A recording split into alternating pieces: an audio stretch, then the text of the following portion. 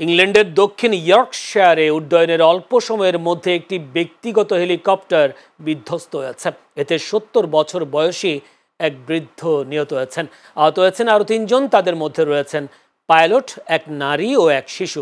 বৃহস্পতিবার স্থানীয় সময় সকাল 10:15টার দিকে ব্যান্ডলির ইয়ংস লেনের কাছে একটি মাঠে দুর্ঘটনাটি ঘটে। যুক্তরাজ্য থেকে চ্যানেলসের প্রতিনিধি জামাল আহমেদ জামান জানান, দুর্ঘটনার কিছুক্ষণ আগে হেলিকপ্টারটি নটিংহ্যামশায়ারের রেডফোর্ড গামস্টন বিমানবন্দর থেকে উড্ডয়ন করেছিল।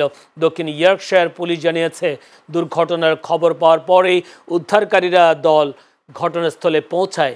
গুরুতর আহত অবস্থায় এক ব্যক্তিকে উদ্ধার করা হলেও চিকিৎসা কর্মীদের সর্বোচ্চ চেষ্টা সত্ত্বেও ঘটনাস্থলেই তার মৃত্যু হয়।